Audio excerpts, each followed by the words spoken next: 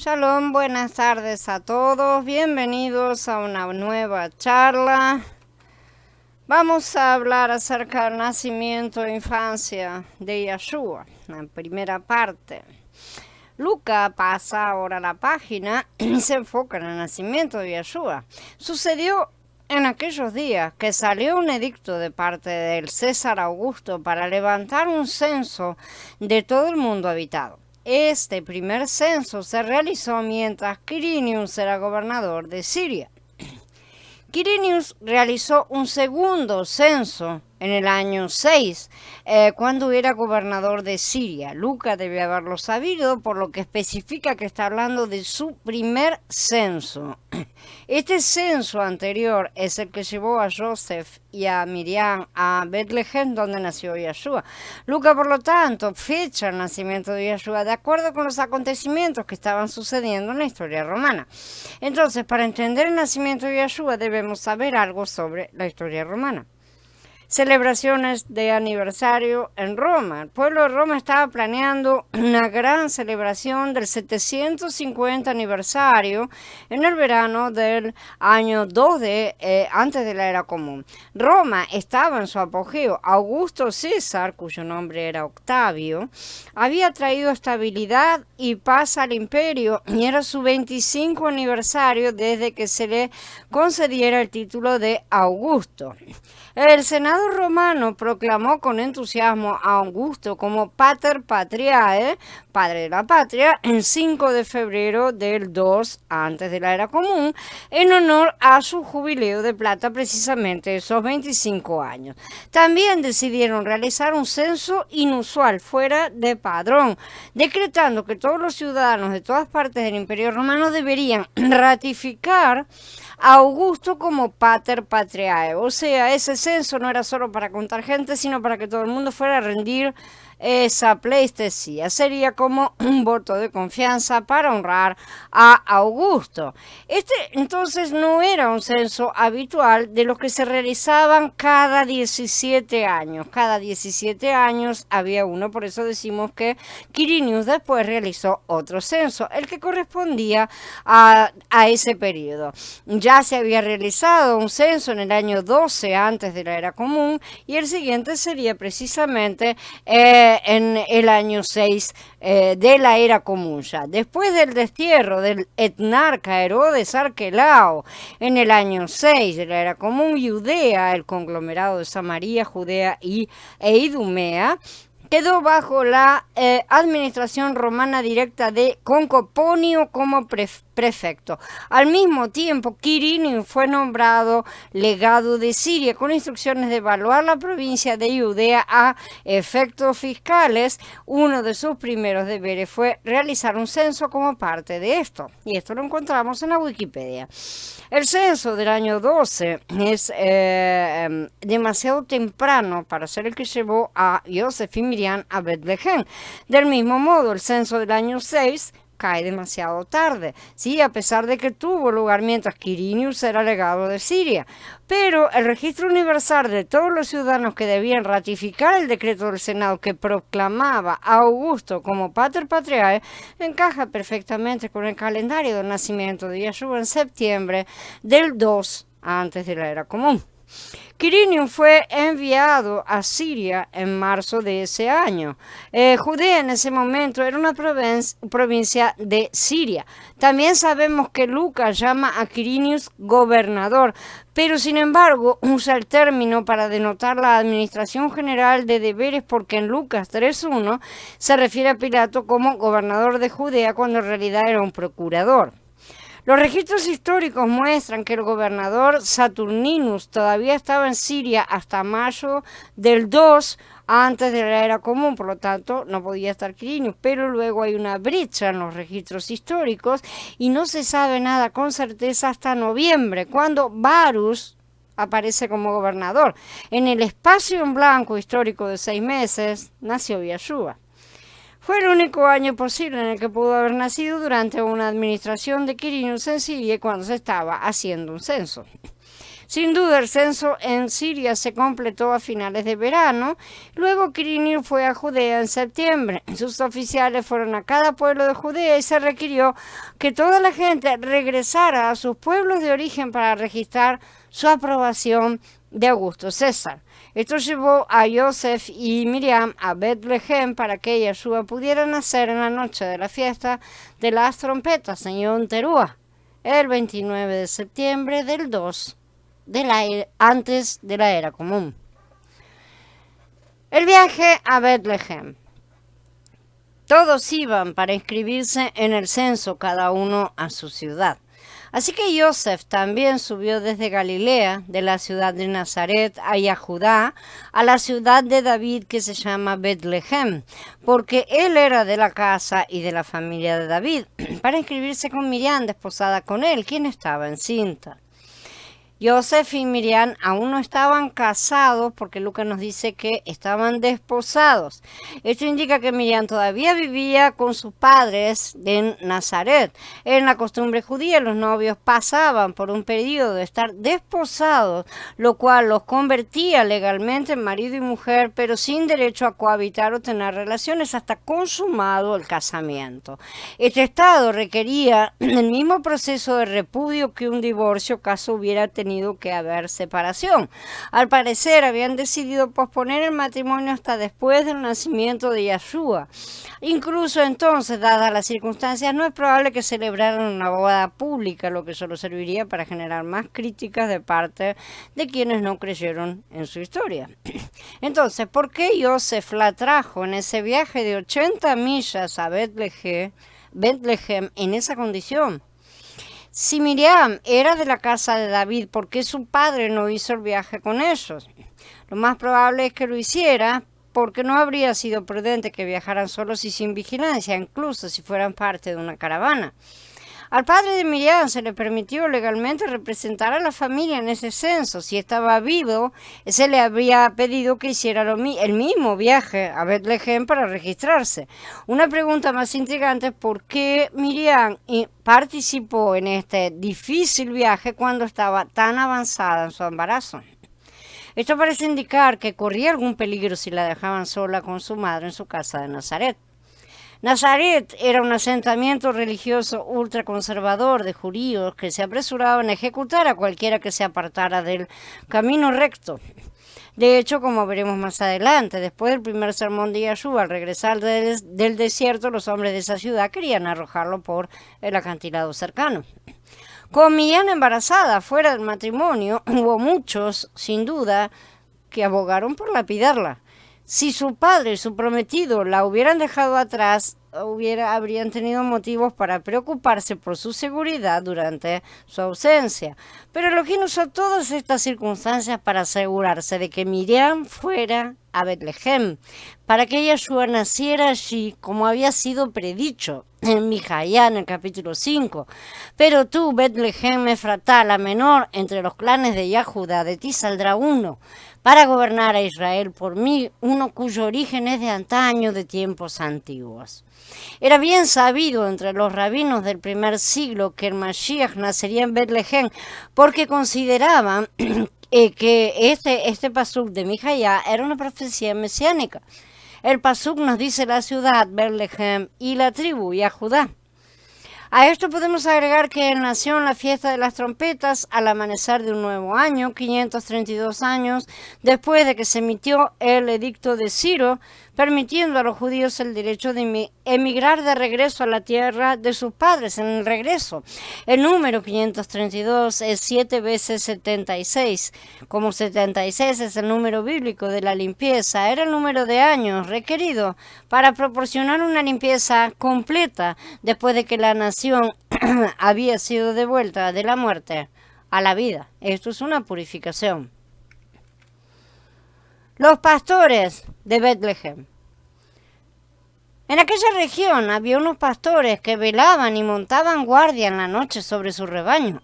Entonces un mensajero de Yahweh se presentó ante ellos y la gloria de Yahweh los rodeó de resplandor y se llenaron de gran temor. Pero el Malaj les dijo: no teman, miren que les traigo buenas nuevas de gran gozo que será para todo el pueblo, que hoy en la ciudad de David les ha nacido un Salvador, que es el Mashiach Hadom. Y esto les servirá de señal: hallarán al niño envuelto en pañales y acostado en un pesebre. Aquí vemos que la primera visitación angelical conocida que anunció el nacimiento del Mashiach no fue a reyes o sacerdotes, sino a pastores. En aquellos días los pastores eran pobres, sin educación y en el extremo inferior de la escala social. Kenneth Bailey nos dice en su libro de Jesús a través de los ojos del Medio Oriente: en la literatura rabínica se registran 5 listas de oficios prohibidos y en 3 de cada 5 aparecen pastores. Bailey encuentra esto increíble, y yo también, dado que el mismo 23 dice: Yahweh es mi pastor. ¿Cómo podría ser el pastoreo un oficio prohibido? Sin embargo, muestra cuán despreciados eran los pastores para la clase erudita. El hecho de que estos pastores todavía estuvieran cuidando ovejas en las colinas muestra que aún no era diciembre. La fecha tradicional del 25 de diciembre era demasiado tarde en el año para ese clima y altitud. El propósito principal de Lucas al contar esta parte de la historia no era fechar el nacimiento de Yahshua, sino mostrar el interés de Elohim en la clase más baja de personas. El Malaj no visitó el palacio de Herodes, ni la mansión del sumo sacerdote, ni siquiera visitó al sacerdote regular en el templo, como ocurrió con el anuncio del nacimiento de Yahanan. El honor de esta visitación se les dio a los pastores comunes. Los pastores se asustaron al ver al Malaj. Parece que los malajín siempre encuentran necesario dedicar los primeros momentos de su visitación para disipar el miedo de los hombres. La suposición de los pastores quizá era que los rabinos tenían razón al despreciar su profesión y solo podían asumir que estaban por debajo de la dignidad y majestad de Elohim al relacionarse con ellos, excepto quizás para traer algún juicio. Los pastores sin educación estaban equivocados. Los rabinos educados también estaban equivocados. Aquí vemos a Lucas curando otra brecha, esta entre clases sociales, y entre educados y no educados, ricos y pobres, alta cuna, gente común. Este fue un mensaje que Teófilo no podía pasar por alto al leer el relato. El Malaj les dijo a los pastores: las buenas nuevas. Esta es la Besorá, ¿no es cierto? No solo fueron buenas noticias para los rabinos, sino para toda la gente. De hecho, la buena noticia tuvo un atractivo tan universal que los ricos y poderosos pronto se opusieron, porque percibieron que amenazaba su posición de poder sobre el pueblo. La igualdad del pueblo ante los ojos de Elohim no era un mensaje que pudieran apoyar fácilmente. Si hubieran visto su autoridad como subordinada a Elohim, y si se hubieran visto a sí mismos como mayordomos de Elohim, no se habrían sentido amenazados. Sin embargo, habían usurpado la propiedad del poder, por lo tanto, tenían algo que perder si este Mashiach llegaba a ser rey. En Lucas 2:11, el Malaj anuncia que el Mashiach ha nacido en la ciudad de David. Además se le llama el Adón, Kurios es en griego la palabra, poseedor, gobernante, amo, dueño.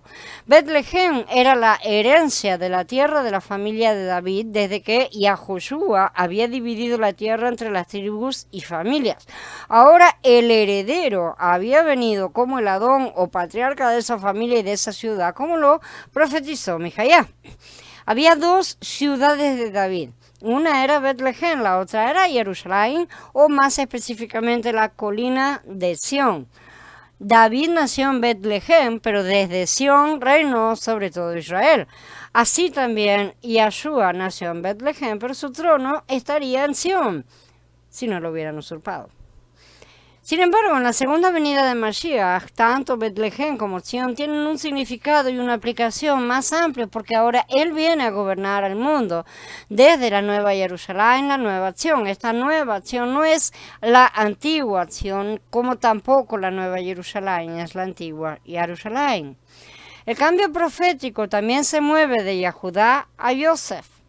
El cetro no se apartará de Yahudá, ni el bastón del gobernante, el Kakak, es la palabra, legislador, el que decreta, de entre sus pies hasta que venga Shiloh. Y para él será la obediencia, es yikahá, sumisión del pueblo. En otras palabras, alguien de la tribu de Judá debía sostener el cetro hasta la llegada de Shiloh, momento en el cual la gente se sometería a este nuevo gobernante o legislador. ¿Quién es este nuevo gobernante? Es Yosef, cuyos sueños proféticos resultaron ser correctos cuando sus hermanos, incluido Judá, se postraron ante él en Egipto. Por lo tanto, la primera venida de Mashiach fue en Betlehem porque tenía que nacer en Judá, específicamente en la casa de David.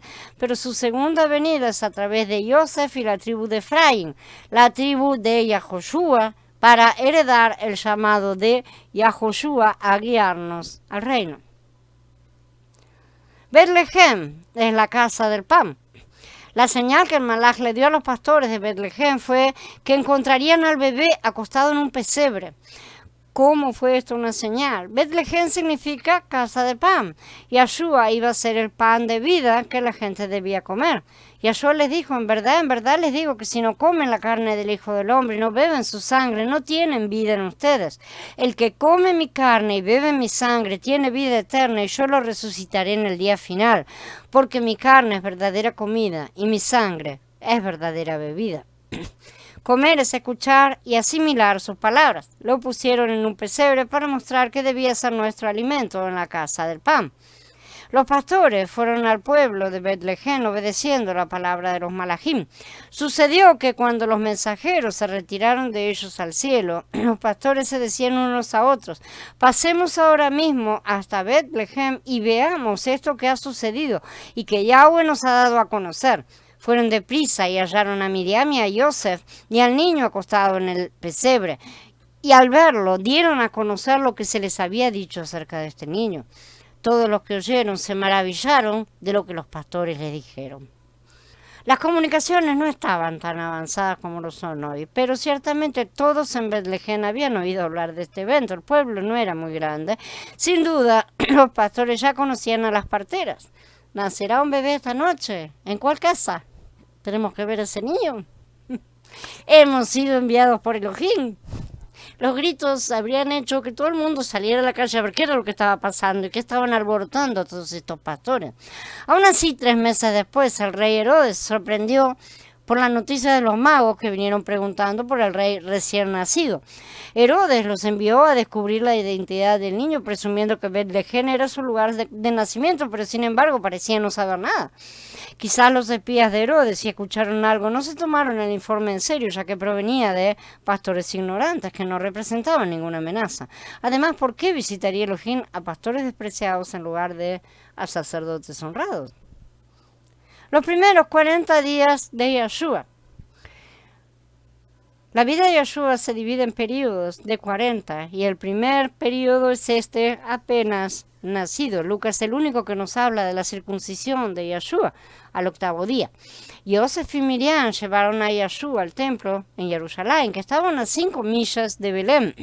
Cuando se cumplieron los otros 8 días para circuncidar al niño, le pusieron el nombre de Yahshua, el nombre que le dio el Malaj antes de que él fuera concebido en el vientre. Como notamos que con el nacimiento de Yahanan el Bautista, 6 meses antes, los bebés fueron nombrados en el momento de su circuncisión. Así como Yahanan fue nombrado por revelación divina, también lo fue Yahshua. Con Yahanan, el invento importante ocurrió en su circuncisión, pero con Yahshua fue al final de los 40 días de purificación de Miriam en el templo. Vamos a hablar de la purificación de Miriam. Cuando se cumplieron los días de la purificación de ellos conforme a la Torá de Moshe, llevaron al niño a Jerusalén para presentarlo a Yahweh, así como está escrito en la Torá de Yahweh, todo varón que abre matriz será llamado santo de Yahweh. Para dar la ofrenda conforme a lo dicho en la Torá de Yahweh, un par de tórtolas o 2 pichones de palomas. Si bien todos los niños varones fueron circuncidados al 8º día, solo el primogénito era presentado al Adón como tal. El sacerdote debía inspeccionar al niño en busca de defectos y si era aceptable, era consagrado a Elohim. Es obvio que Yahshua pasó la inspección. La ley de purificación está en Vayikra, en el capítulo 12. háblale así al pueblo israelita: cuando una mujer conciba y dé a luz un hijo varón, quedará impura por 7 días, quedará impura, como en el tiempo de su indisposición menstrual. Al 8º día se le circuncidará la piel de su prepucio. Ella quedará en un estado de purificación de sangre por 33 días. No tocará nada consagrado ni entrará en el santuario hasta que se complete su periodo de purificación. El tiempo de su purificación daba así un total de 40 días toda vez que una mujer diera a luz un hijo. Así que al 40º día Yosef llevó a Miriam al templo para que cumpliera el rito de purificación según la ley de Moshe. Estos ritos se realizaban en la puerta oriental del atrio de las mujeres, llamada Puerta de Nicanor, también conocida como la Puerta Hermosa, ¿sí? Josefo la llama la Puerta de Corinto. El sacrificio debía ser un cordero, pero como Vallicra 12 dice, si no puede pagar un cordero, tomará 2 tórtolas o 2 pichones. Yosef y Miriam obviamente no eran ricos, como lo demuestra su ofrenda. Sin embargo, tampoco eran tan pobres que tuvieran que ofrecer la 10ª parte de un efá de comida, que era lo menos. Los magos aún no habían llegado con regalos de oro, incienso y mirra. Estos obsequios fueron necesarios para financiar su escape a Egipto. Estas leyes de purificación ahora han cambiado a una nueva forma bajo nuevo pacto, porque hoy la sangre de Yeshua, su hijo, nos limpia de todo pecado. La purificación de Miriam no fue el resultado del pecado, por supuesto, porque tener hijos no es pecado, pero la limpieza era necesaria por razones más profundas, que ya hemos estudiado en otros lugares, pero vamos a repasarlas. Yeshua les dijo a sus discípulos: ustedes ya están limpios por la palabra que les he hablado. Bajo Moshe la limpieza se hacía con sangre o agua, según la situación. La sangre representaba la sangre del verdadero sacrificio, el agua representaba la palabra. Cuando la gente creyó y recibió la palabra, tuvo el efecto de limpieza que Elohim requería. Esto fue cierto para los discípulos y para nosotros hoy. Incluso Miriam no fue realmente limpiada por la ceremonia de purificación en sí, sino por el hecho de que ella creyó y recibió la palabra en Lucas 1:38. Hágase en mí según tu palabra. Debe entenderse claramente que ningún sacrificio de animales ni ceremonia de purificación de agua limpiaba a nadie, ni lo ha hecho ni lo hará nunca. El tipo solo era efectivo si el corazón estaba en lo correcto, es decir, si la persona que se sometía a la ceremonia del antiguo pacto tenía fe, lo que unía al tipo a su antitipo. Siempre se ha tratado de fe. Veamos ahora el aspecto profético de la ley de la purificación de una madre en Vallicra 12. La ley dice que una madre se considera impura durante 40 días si da a luz a un hijo, pero 80 días si da a luz a una hija. ¿Por qué hay una diferencia? ¿Es pecado tener un hijo? ¿Es el doble de malo tener una hija? No. Claro que no. El mandato de la fertilidad de Bereshit les ordenó ser fructíferos y multiplicarse. Sin embargo, también debemos darnos cuenta que si hubieran tenido hijos antes de su pecado, habrían dado a luz verdaderos hijos e hijas de Elohim a imagen de Mashiach. Esta fue siempre la intención de Elohim. Al hacerlo se habría cumplido verdaderamente su mandato. Pero todos los niños nacidos después del descenso de Adán al pecado y la mortalidad tendrían que llegar a ser hijos de Elohim, ¿sí? Como dice Yahana en el capítulo 1, por medio de la fe. Así todos sus hijos nacieron mortales o asociados a la muerte. La ley deja en claro que tocar un cadáver no era un pecado en sí mismo, pero sí requería la limpieza a través de las cenizas de la novilla roja, sí, que representa a Mashiach. La novilla era hembra, como todas las madres. Entonces, cuando una madre daba a luz a su hijo, la ley nos recuerda que el hijo ya está muerto, es un mortal, por lo que la madre necesita purificación por no haber tenido un hijo con vida. Un hijo vivo, un hijo lleno de la vida de Elohim. La ley también profetiza, porque los 40 días y los 80 días representan ciclos de jubileo en la historia profética a largo plazo. Esta necesidad de purificación comenzó con el pecado de Adán y fue como si hubiera nacido una hija espiritual corporativa, la mujer. Luego pasaron 80 ciclos jubilares de la historia de la purificación antes que la ley le permitiera engendrar de nuevo. El hijo espiritual corporativo nació en Shavuot, en Maaseh 2. Otros 40 ciclos de jubileo de purificación deben pasar desde el 33 de la era común. Los 2 primeros produjeron solo hijos mortales. Pero ahora el largo ciclo de purificación está terminando y la mujer ya está casi lista para dar a luz nuevamente, esta vez a un hijo corporativo inmortal, al que Shaul se refiere como el hombre de la nueva creación y Hanan lo llama el hijo varón. Este hijo corporativo no necesitará purificación porque nacerá a través de la fiesta de Sukkot. Shaul dice, pero cuando este perecedero se haya revestido de imperecedero y este mortal se haya revestido de inmortalidad, entonces vendrá el dicho que está escrito, la muerte es devorada por la victoria. Hay una última pregunta que responder. ¿Por qué Miriam necesita purificación después de dar a luz a Yeshua? Uno podría hacer la misma pregunta que hizo Yahanan cuando Yeshua vino a él para bautizarse. La respuesta de Yeshua fue, permítelo ahora, porque así conviene que cumplamos toda justicia. Entonces lo permitió. Yeshua no intentó explicarlo en ese momento. Ciertamente su bautismo cumplió la ley del bautismo de Vayikra 14 porque inmediatamente la segunda paloma apareció sobre su cabeza como esa ley profetizaba. La segunda paloma estaba siendo soltada en campo abierto, por lo que Yeshua mismo fue llevado al desierto como chivo. Debido a que la ley es profética, Yeshua tuvo que cumplir estas profecías. Si vemos a Miriam como una segunda Javá y entendemos que Javá era la madre de todos los vivientes, como es llamada en Bereshit 3:20, ambas mujeres eran madres de hijos corporativos. Javá dio a luz a la hija corporativa mortal y Miriam dio a luz a la Yeshua, quien es la cabeza del hijo corporativo mortal que está por nacer. Por esta razón, Miriam necesita purificación después de 40 días, no por culpa o pecado propio, sino por culpa del hijo corporativo. Bien, habiendo terminado con la charla, nos reunimos en breve para hablar un poco acerca de estas cosas. Shalom a todos, hermanos.